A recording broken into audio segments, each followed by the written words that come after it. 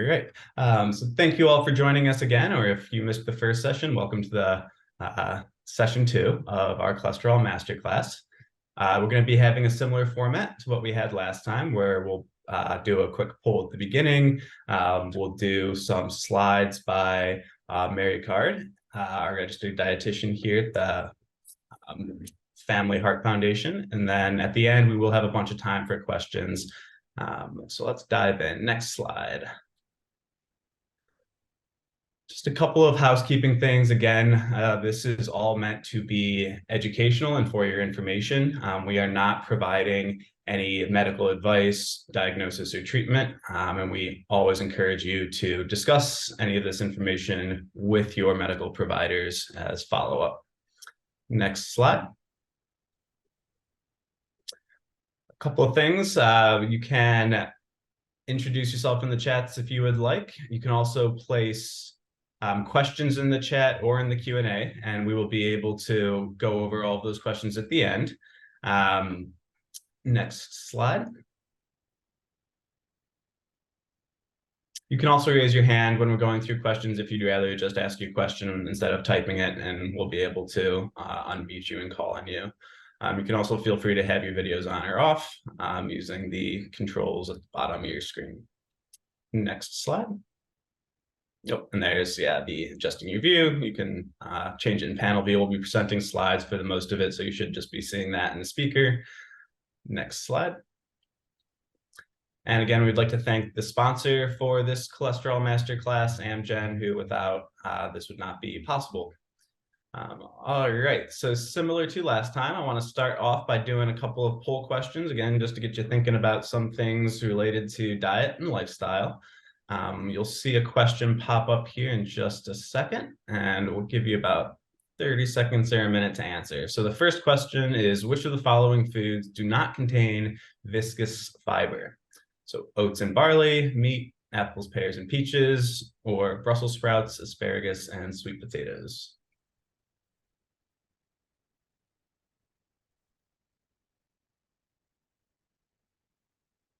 Right, looks like we've got most of the answers in. So everybody got that right. The answer is meat. And we'll get into more about viscous fiber and fiber once we stop in the slides. All right, so next question is coming up in a second here. So coconut oil is considered a heart-healthy food, true or false?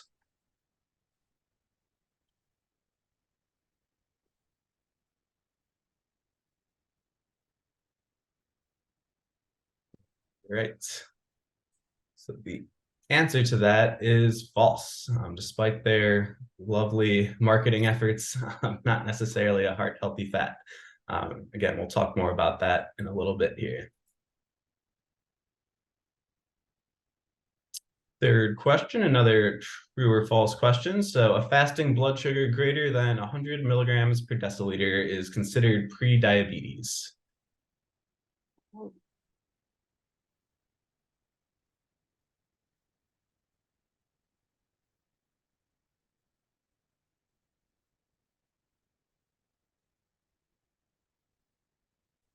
Right.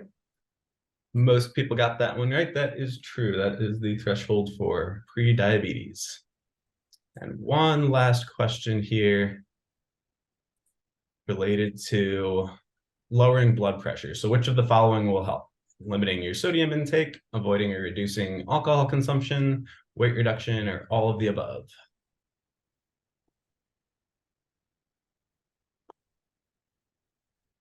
Right. Everybody got that one right. So that is all of the above. Excellent. Okay, so now we got the gears turning a little bit, thinking about diet and lifestyle factors. Next slide real quick, I'd like to introduce Mary Card, who works here at the Family Heart Foundation. Before joining the Family Heart Foundation, she spent decades working as a dietitian, working with people and families that have high cholesterol. So very knowledgeable on this topic, and we're thrilled to have her joining us today.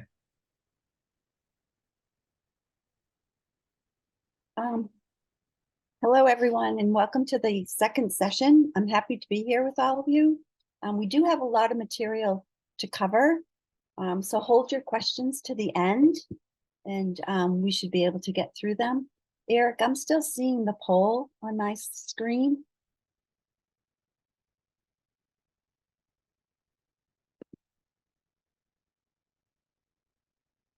Sorry about that. Did it go away?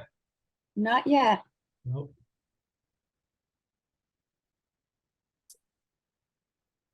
Anyone else You in have the to share results and then it'll go away, Let me see. and then stop sharing. Is it gone now?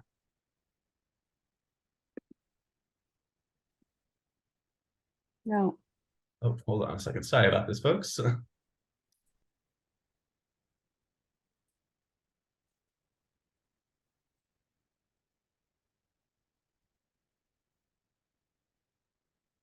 Oh, there it is. I took it away. Okay, great. Okay, sorry about that, folks. Little glitch. So here's the agenda that we'll be reviewing tonight. We'll talk about healthy eating and foods that you want to include quite regularly in your daily diet. We'll talk about daily activity. We'll talk about controlling blood sugar, managing hypertension or high blood pressure, avoiding tobacco or anything that you might smoke. And then also tips for sound sleeping. So these are all ways, for you to live a heart healthy lifestyle. So I'm going to spend a good amount of time on this particular slide because it does contain a lot of information for you. So there is so much information and research being done on the benefits of eating a plant-based diet.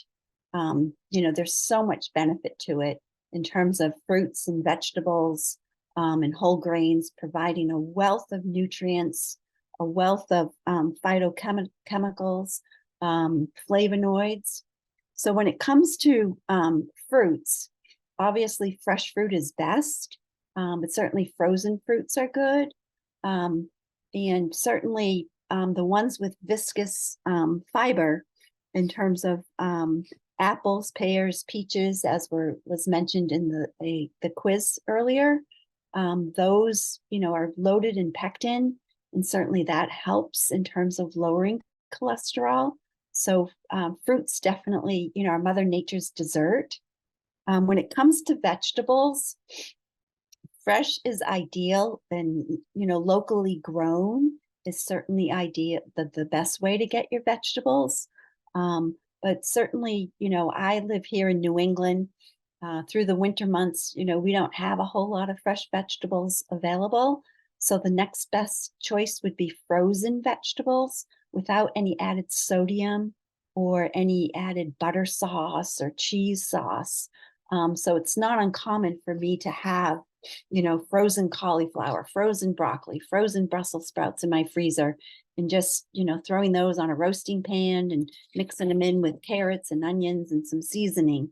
Anything that's left over on the roasted vegetable pan, I'll use the next day in salads or add them to, an egg white omelet.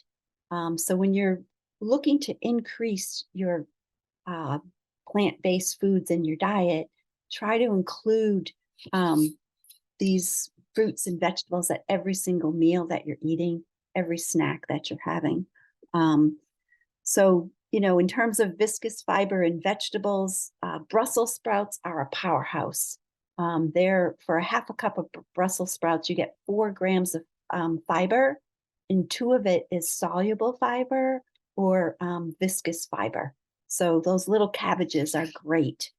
Sweet potatoes and eggplant also fall into that category, but certainly all fruits, all vegetables are going to give you fiber. So, include them again at snacks, at meals. Especially the non-starchy vegetables. And then when it comes to whole grains, we're talking about whole wheat bread. We're talking about whole wheat cereals, all brand cereals, shredded wheat cereals, oatmeal, of course. And you really want to be choosing, the oatmeal that isn't quick cooking or instant. You can use Irish oats, you can use old-fashioned oats. So you want to make sure that the oats that you can use oat bran also. You want to make sure that the oats that you are consuming, haven't been stripped of the bran and the wheat germ. And, something that comes to mind is the little instant cups of oatmeal with fruit in it that you can just add water and nuke it. Those oats more than likely are instant, and also not just do they contain fruit, but they also contain a lot of sugar. So really you want to start with your big can of, Quaker oats or the store brand of old-fashioned oats or the Irish oats for your morning breakfast. And a good way to incorporate oats for breakfast is to do overnight oats, where you add oats, a little bit of milk, Greek yogurt, let it sit in the fridge overnight, and then add your fresh fruits and some nuts on top. And that's a great way to start your diet. And when it comes to yogurt, I can't say enough for using Greek yogurt, a non-fat Greek yogurt. It's a great source of protein. 3/4 of a cup of Greek yogurt gives you about 16 grams of protein. So it's a great way to start your day in terms of protein. And also in terms of plant-based sources, let's go to beans and lentils. You can make soups with this, hummus, add these beans and lentils to salads, mix them in with vegetables as a side dish. So that those again will give you soluble fiber. One thing about beans, if you use dried beans, they generally have to soak overnight. For convenience sake, you can buy canned beans, like cannellini beans or garbanzo beans or black beans. With canned, you can get them with no salt added, or if you can't find those, rinsing the beans underwater before you use them in your soups or on your salads will pull off 40% of the added sodium. So there's a little bit of convenience there. But certainly beans and lentils and legumes are a very great source of protein for you. And so we want to include foods in their natural state. So there's a lot of chatter in the nutrition world about ultra processed foods or highly processed foods. Americans, have a love affair with these types of foods. Maybe I'm speaking to the choir here that folks on this call, aren't eating this way. But the statistics on the use of these highly processed foods are very disheartening.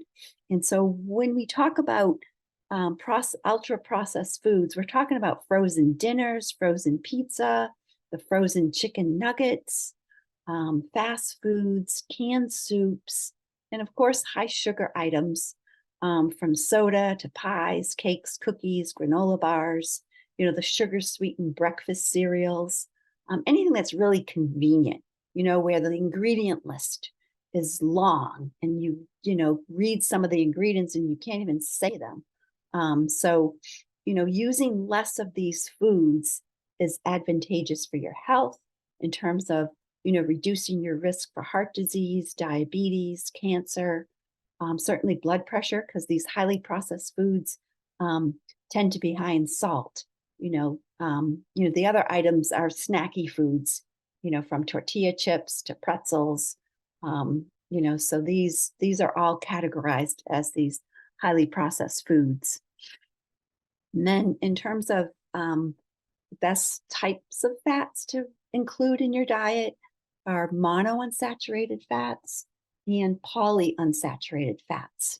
So olive oil, canola oil, avocado, nuts like flax seeds, chia seeds, pumpkin seeds. In terms of nuts, you can go the whole gamut, pretty much. Preferably unsalted nuts is what you want to use. One thing about fats in general, though, as a food group, they do contain a significant amount of calories. 1 gram of fat provides us with 9 calories. So if you're concerned about, your calorie intake, you do want to use olive oil, canola oil sparingly for the most part. A tablespoon of olive oil has 120 calories in it. Same thing with canola oil. Pretty much every oil will have that amount of calories in it. But saturated fat will be low in olive oil and canola oil. And also avocados, they're all fat, so you're going to get a good amount of calories coming from avocado. And then, so we also want to choose lean protein. As I mentioned, beans and legumes. You can use beans and legumes as a meatless meal during the week, which is encouraged to have a meatless meal at least once a week, if not more, if that's what you choose to do. Eating more fish, fatty fish like salmon and mackerel and cod. Chicken without the skin or turkey without the skin as we head into Thanksgiving. And then certainly lean red meats with the fat trimmed off. If you choose to eat red meats. Now there's people, that choose not to eat red meats, and that's perfectly okay. You can get your protein, from beans and legumes, and chicken and fish. You can also get your protein, as I mentioned earlier, from yogurt and 1% low fat or non-fat milk. So I'm going to go over a typical nutrition label. And when I took this off the CDC website, I did chuckle because it was for frozen lasagna, which I would consider an ultra-processed food. So we can look at this and make some assumptions here. But what you really want to pay attention to on the nutrition label, starting at the top, is how many servings per container is this product or this package giving me? So this particular serving of lasagna is saying that it's giving us 4 1-cup servings. So if this is something that you would eat, 1 cup of this particular product, the information here on this label would be pertinent to that 1 serving. If you ate half the container, you would double this information. So, half a 2-cup serving is 560 calories. It would provide you with 18 grams of fat. It would provide you with 9 grams of saturated fat and 1,700 milligrams of sodium. You would get some fiber, 8 grams of fiber. If this was doubled, and you would get 30 grams of protein. So based on this, I'm assuming that this is probably a meat and cheese containing frozen yogurt, just based on the information from the food label here. So serving size, you really want to pay attention. And as the food label was revised a few years ago, they did change the serving sizes to make them more reflective of what an adult would eat. But some of them are still not quite adequate because, people are eating bigger portions these days. So if you're looking at calories and keeping track of those, there's a good amount here. And then as we talk about fat, we want to pay attention to saturated fat.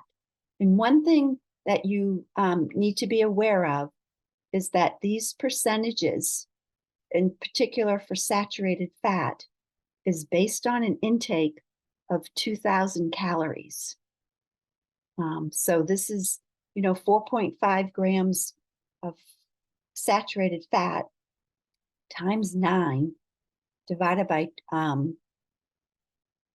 the amount of saturated fat allowed in 2,000 calories, which is about 20 grams.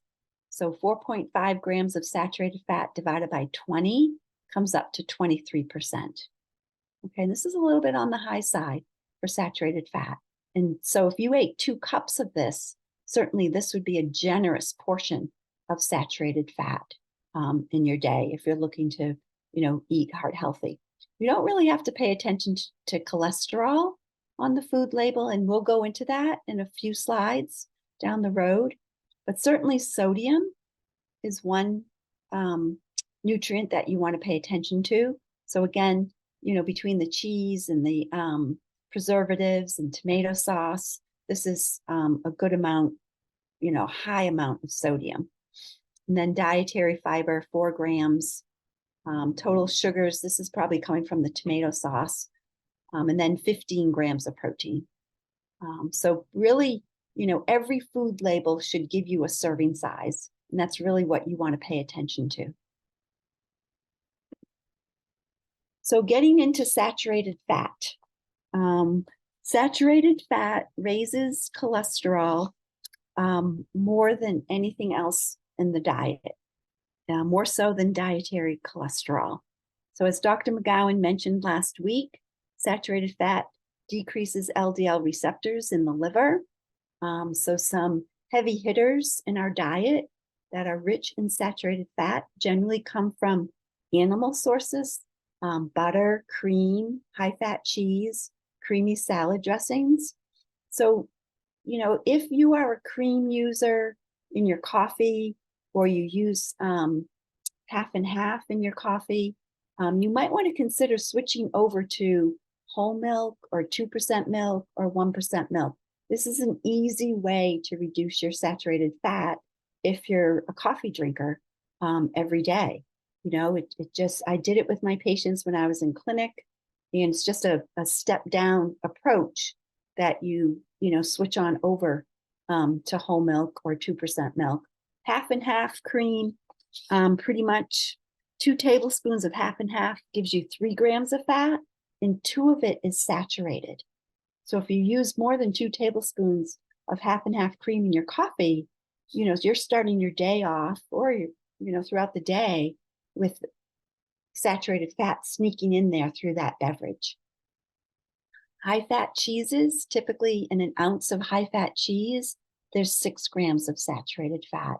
So a way to get around this is maybe to grate a little bit of high-fat cheese, on your plate if you want to use it, or consider the lower fat cheeses that are available out in the market.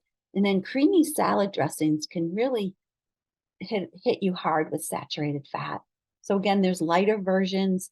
I think the best salad dressing is olive oil with balsamic vinegar, making up your own. And then moving into tropical oils. In terms of coconut oil, if you look at a jar of coconut oil in the supermarket, it's solid at room temperature. And that's the characteristic of saturated fat. They're solid at room temperature. And, a teaspoon of coconut oil, is going to have 40 calories roughly in it. And it's very rich in saturated fat. And the issue is that you may have heard that, well, coconut oil is okay because it contains, medium chain triglycerides called lauric acid. Well, this lauric acid acts like a long chain fatty acid, like saturated fat, and therefore increases LDL cholesterol, just like butter does. And one area that I want to alert you to the use of coconut oil is in some of the plant-based meat alternative burgers. Coconut oil gives the mouthfeel of smoothness and texture. And this oil is used in some of these burger alternative products. So just read the label. And if you see coconut oil listed, you don't want to use it. And then there's also palm oil that is used. Years ago, before the trans fat law came into effect, partially hydrogenated palm oil was in a lot of baked goods. It's cheap. It extended the shelf life of commercially prepared baked goods. So it was everywhere, but it's no longer allowed to be used in baked goods or in the food supply altogether. And then processed meats. So this covers, things like hot dogs and sausage, and bacon, ham. So these, will give you a fair amount of saturated fat. And then, of course, the real fatty cuts of beef, pork, and lamb. So my recommendation is to aim for no more than 8 to 12 grams of saturated fat per day. And this will really help to knock down your LDL cholesterol. And, when I was working with patients, I would just say, look, round it off to 10. If one day you're taking 11 and the next day you're at 9, the average is 10. But 10 is an easy number to remember. And so it does fall in with the American Heart Association guidelines for saturated fat. And then moving on to trans fats, I mentioned them a minute ago. So here's the partially hydrogenated oils. And again, primarily found in baked goods, margarines. But trans fats do occur naturally in food products from foods that are derived from a cow. So milk, butter, cheese, meat products, roughly they provide about 20% of trans fats. So if you're avoiding animal products from a cow, then your trans fat intake is going to be zero pretty much. So basically, back in 2018, the FDA mandated a phase out of artificial trans fat. So that's the partially hydrogenated oils. And this was initiated with the law in 2015. They wanted a phase out. And by January 1st of 2021, final compliance by the food industry had to take place. And so here we move on to cholesterol, dietary cholesterol in foods. So cholesterol is found only in foods that come from an animal because they have a liver. And it's counterintuitive that dietary cholesterol has less of an impact on blood cholesterol than saturated fat. If someone said to me, Mary, I have a choice between eating beef and shrimp for dinner, I would say go for shrimp. Shrimp has less saturated fat in it than beef, a little bit more dietary cholesterol than beef, but certainly the low saturated fat content of shrimp outweighs its dietary cholesterol content. So when we talk about the dietary cholesterol and what's a level, to shoot for, 100 to 300 milligrams per day. In the latest Heart Association dietary guidelines, they pretty much said that, you don't really need to pay attention to cholesterol in your foods because of its low impact on blood cholesterol. And if you don't, I think Dr. McGowan mentioned this last week, that we do need cholesterol. It's a necessary part or ingredient for us to make the hormones in the body. So we make cholesterol in our liver, but we also can consume it through our diet. And then the big issue about eggs. I've been in this field for a long, long time, and the guidance on eggs has wavered, from one year to the next. I'll share some information with you about eggs in terms of their cholesterol content, their saturated fat content.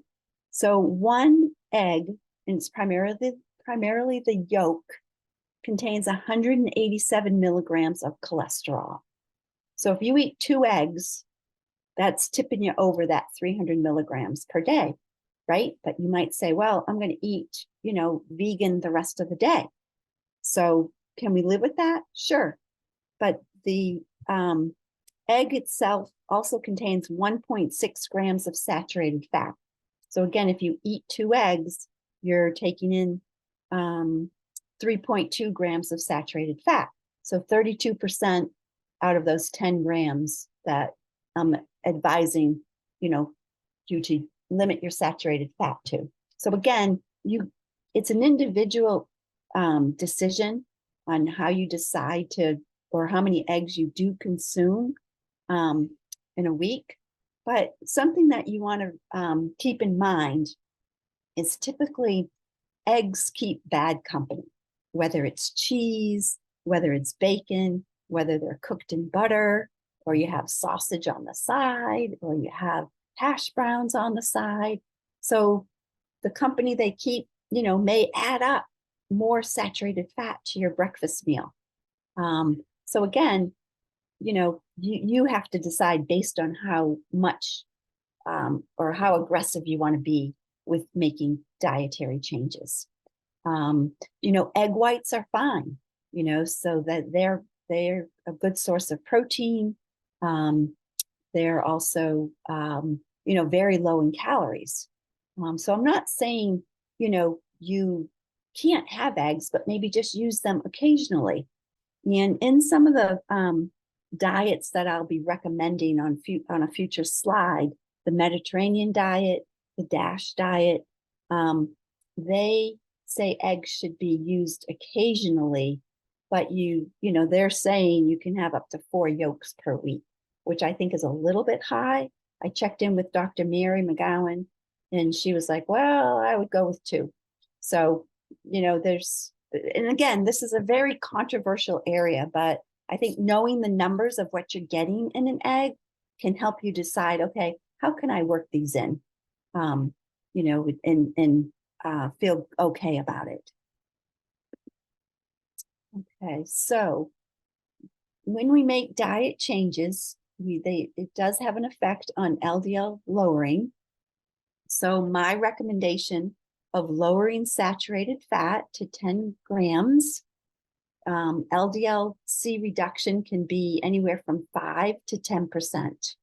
But you will want to make sure that as you're lowering saturated fat, that you're replacing that fat with unsaturated fat.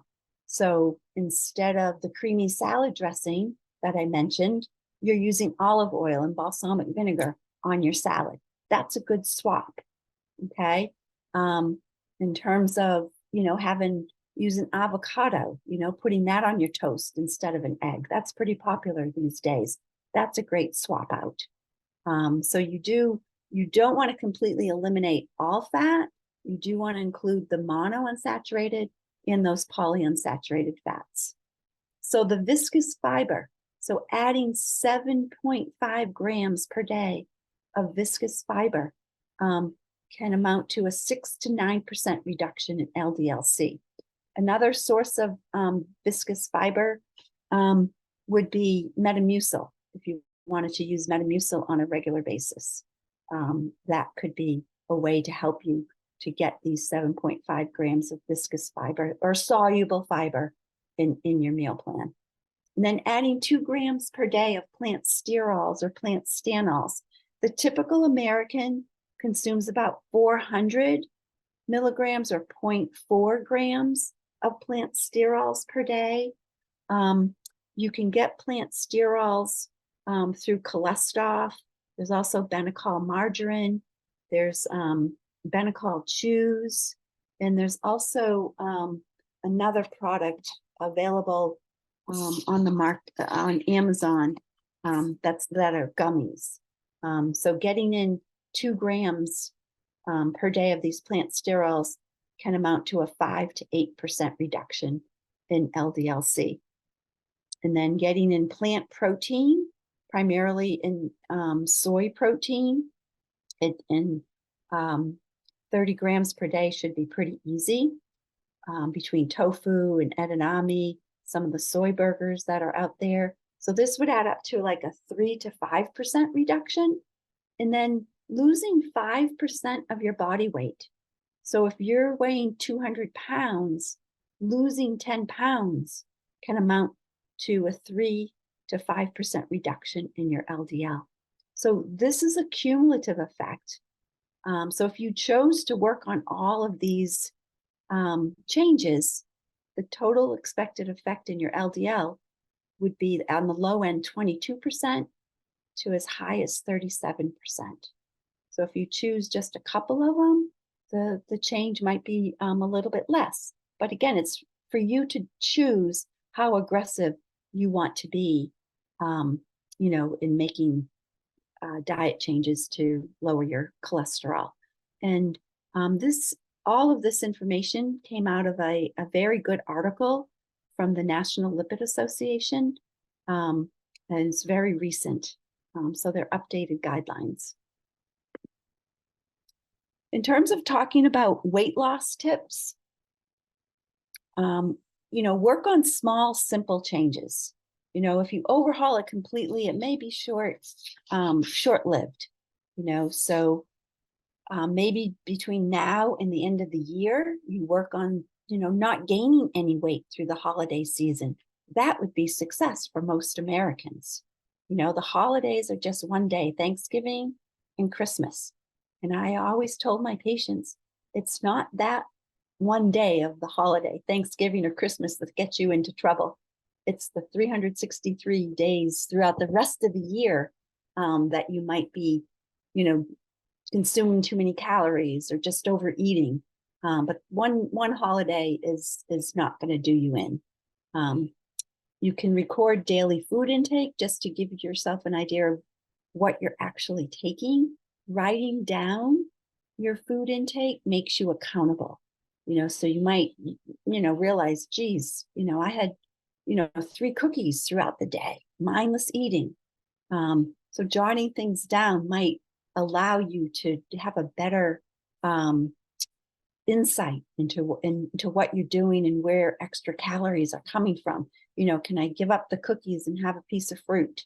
Or can I, add more vegetables to my diet, by way of hummus and raw vegetables for a snack. Set realistic goals for yourself. I'm a firm believer in meal planning. It can be a time saver and helps you to avoid impulse buying or making, silly purchases in the grocery store. But meal planning, even if you just did, the Monday through Thursday, that's better than winging it on the fly. You'll make better decisions. You'll also know that you have the food in the house to make those meals that you're planning. And be kind to yourself if you overindulge on one day or one meal. Realize that, okay, I did it. Wake up the next day and say, all right, I'm going to start my day again. A lot of folks do well Monday through Thursday, and then come Friday, Saturday, Sunday, overindulge. Well, maybe you can push yourself to be, push that eating well Monday through Friday, and then you say, all right, I'm going to try to push for Saturday, and, see how it works for you. But, losing weight takes a lot of effort. And, a lot of people had shared with me that losing weight is easy because you have a goal in mind, and maintaining the weight, is difficult. But certainly weight maintenance goes a long way. So any plan that restricts calories will promote weight loss. Reduce portions of meat and starches by 1/3 at your meals, and add in unlimited amounts of non-starchy vegetables. So again, this is the Brussels sprouts. This is the eggplant. This is salads. It's broccoli and cauliflower. It's cabbage. The multicolored cabbages are great. Try to limit between meal snacking, or be more aware of your snacking habits. Reduce alcohol intake. It's a source of empty calories. It doesn't really fill us up, but it certainly adds calories. And then increase daily activity. Consider a step counter and work to increase daily steps. And so here's some of the recommended dietary plans. The Mediterranean diet, there's a wealth of information out there on the Mediterranean diet. The DASH diet is good for hypertension, but also weight loss. Healthy vegetarian, vegan. 2 plans that I wanted to mention, and it's been in the news lately, is the Portfolio meal plan. This one has shown to lower LDL cholesterol, similar to what the first cholesterol lowering drug Mevacor or lovastatin can do. So they can, the LDL reduction with the Portfolio diet is similar to taking this very low dose statin. And I'll go over the portfolio diet in a minute. But the other meal plan that, has gotten some press over the years is the Dean Ornish plan. He showed plaque regression with a multi-prong approach. He did this in a very controlled environment where the subjects that were involved in the study, they had the opportunity to attend, yoga classes, meditation classes. They were provided with their, meals that were, 15% fat, no meat. They were strictly vegetarian. So certainly, getting your meals provided, that's half the battle. So is it sustainable for someone, in the real world? Granted, I've had patients that did some parts of Dean Ornish, especially the vegetarian, used his recipes, and they were successful with it, in terms of lowering their cholesterol intake. But certainly vegetarian, vegan eating where you're not having any animal products, you definitely will see significant changes in your cholesterol and your LDL levels. And then you may not be familiar with this volumetrics program. It's out of Penn State. Barbara Rolls is a PhD that she has a couple of books out on it. And it's very strongly scientifically backed and lots of research to support it. And it offers an overall balanced eating plan. It's heavy on fruits, vegetables, whole grains. It's low in saturated fat. It's low in sodium. So looking at the recipes, she adds a lot of vegetables to different dishes. She talks about nutrient density, and, vegetables and fruits have a low, they're a high density. So you can replace some of the high density ingredients in different recipes with the vegetables and other ingredients that she offers. But getting back to the portfolio plan, this is where viscous fiber comes in. It is a vegetarian plan. It contains no animal protein. So for a goal for viscous fiber or soluble fiber, they used 18 grams per day. They also included 1 ounce of nuts per day. They also included 35 grams of soy protein per day. And going back to the plant sterols, 2,000 milligrams of plant sterols were included in the program. So if you Googled portfolio plan, there's just recently, within the past month, there's been some articles about it and the benefits of it. So that one's been around for a while, to be honest with you. And then we're moving on to triglycerides. Dr. McGowan spoke about these last week. They're free fatty acids that can be elevated after a meal. And on a fast, if you're coming in high, I would counsel you to work on dietary changes because the triglycerides are very responsive to dietary changes, particularly reducing your intake of simple carbohydrates, whether it's white pasta or saltine crackers or white bread. Drinking juice, that I would encourage you to avoid drinking fruit juices. We would work on weight changes, again, 5 to 10% of your body weight, and certainly alcohol reduction. Some people are very sensitive to alcohol, and it's known that in individuals that are sensitive, 1 alcoholic beverage can triple triglycerides. And so, we would highly recommend that. And let's see, activity, we would push for 30 minutes of aerobic activity daily. Okay, so moving on to lifestyle management. I have quite a few items here to review with you. So in terms of activity, if you are currently inactive, I would recommend, number one, that you check with your PCP to discuss your plan and to get clearance for increasing your activity. But starting out gradually is recommended. Aim for 150 minutes of moderate activity per week, i.e. 30 minutes of walking 5 times a week. Some people, can use your step counter on your phone, use that as a basis. And let's say you go out for a 15, 20-minute walk and you did, 2,000 steps. Well, maybe the next time that you go out for a walk, you can push for 250. So just gradually work to increase your time. And we don't expect you to move a mountain all in, a day, so to speak. So move more, increase intensity, and sit less. So activity is definitely a good way to be heart healthy.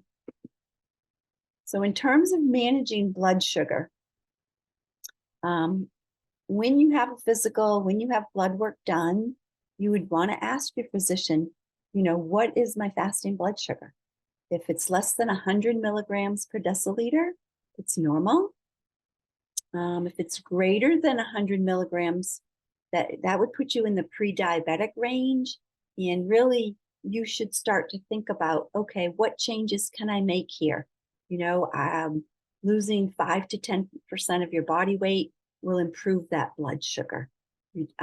Eating, a heart healthy diet, that what we've talked about, will help to improve that blood sugar.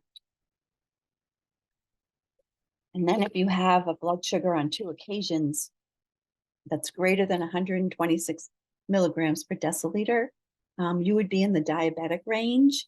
Another mechanism factor to check would be a hemoglobin A1C. Some physicians may do this along with the fasting blood sugar. So anything less than 5.7 on a hemoglobin A1C is considered non-diabetic. And as it goes up, 5.7 to 6.4, that's considered the pre-diabetic range. So this hemoglobin A1C looks at the heme molecule in your blood, and it's measuring how much sugar has been attached to that heme molecule. And our red blood cells, heme molecules, they turn over every 120 days. So a hemoglobin A1C gives you a picture of what's happening for the past 3 months. So it is a good indicator in terms of your blood sugar control. So if you're diabetic, control your blood sugar through healthy eating, increased activity, and medications if they're prescribed. Work with your healthcare team and for your guidance. And then what's the issue with diabetes? When you have diabetes, it increases your risk for heart disease, kidney disease, and eye issues. So good control of diabetes is really a cornerstone for heart healthy living. And then when it comes to blood pressure is the force of blood flowing through your blood vessels. You want to know your blood pressure numbers. Don't be afraid to ask. It's not a big secret.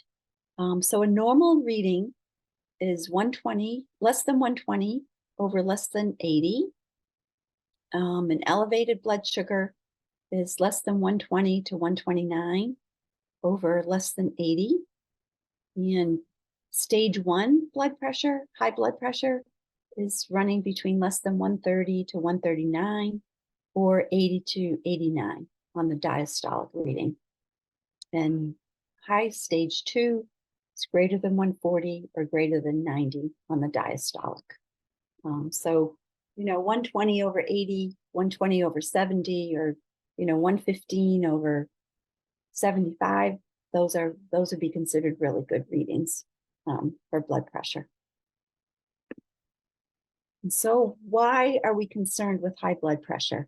Well, it's linked to an increased risk of stroke, heart failure, heart attack, vision loss, and kidney disease. It doesn't have to be a disease of aging. I think here in the States, we just accepted that high blood pressure is part of getting older. It doesn't have to be that way. So you really want to stay on top of your blood pressure readings when you see the doctor.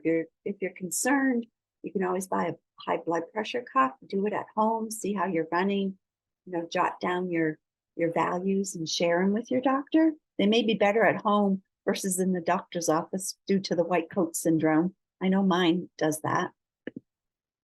So tips to lower your blood pressure. On the quiz, you guys were very smart with this. I guess I couldn't fool you tonight. So working on a lower sodium intake. Again, some people are more responsive to a reduced sodium intake. And some people, may not have any improvement in their blood pressure by restricting sodium. So less than 1,500 milligrams per day is what's recommended. And just to give you an idea, 1 teaspoon of salt has 2,300 milligrams of sodium in it. Eat more fruits and vegetables. Again, going back to the plant-based eating. Fruits and vegetables are great sources of potassium, and potassium helps with fluid balance. And it is an electrolyte that we need. Reduce weight, again, if overweight, again, 5 to 10% of your body weight will make a big difference in your blood pressure. Get moving, 30 minutes a day, or work up to 30 minutes a day. Reduce your intake of alcohol. And if you are on blood pressure lowering medication, take it as prescribed. Don't mess around with not taking your medicine one day or taking it the next. And also the timing of the medication. Try to keep it consistent, from one day to the next. And as I mentioned earlier, consider a home blood pressure monitoring device. So when it comes to tobacco or smoking or vaping, it's recommended to not smoke anything. This does damage to the endothelial lining of your arteries. Remember that picture that Dr. McGowan showed us of the progression of atherosclerosis? Well, smoking just accelerates that process. So if you really are, if you are smoking, it's really important for you to quit smoking. And one thing for this November, November 16th is the Great American Smokeout Day. A number of programs may be available to you locally through your healthcare systems that may assist you in quitting smoking. So the 16th is next week, right? Yeah, next Thursday. And just some statistics on smoking. According to the American Cancer Society, 34 million Americans smoke. So if you're a smoker and you have high cholesterol and you have high blood pressure, you're just increasing the bar for running the risk of future heart disease. And then in terms of smoking, it causes 480,000 deaths per year. So not good statistics. And vaping falls into this category. I know it's amazing how many young people are vaping these days. Not a good thing, but hopefully the word will get out there. And then last but not least, healthy sleep. More and more information is coming out, the benefits of good sleep habits, or a good night's sleep. So the ideal is between 7 and 9 hours per night. This may be difficult in this high stress world that we live in, or even this week where, we've had the change in clocks that kind of messes you up for a couple of nights.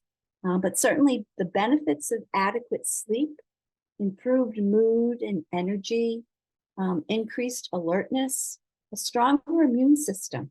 Okay, a lot of processes in the body are going on while we're sleeping. So, a boost in your immune system with good hours of sleep.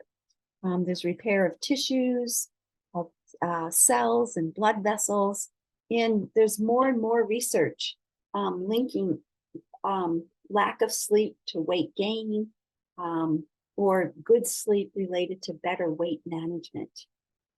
So just an FYI, 1/3 of adults do not get adequate sleep. Are you one of them?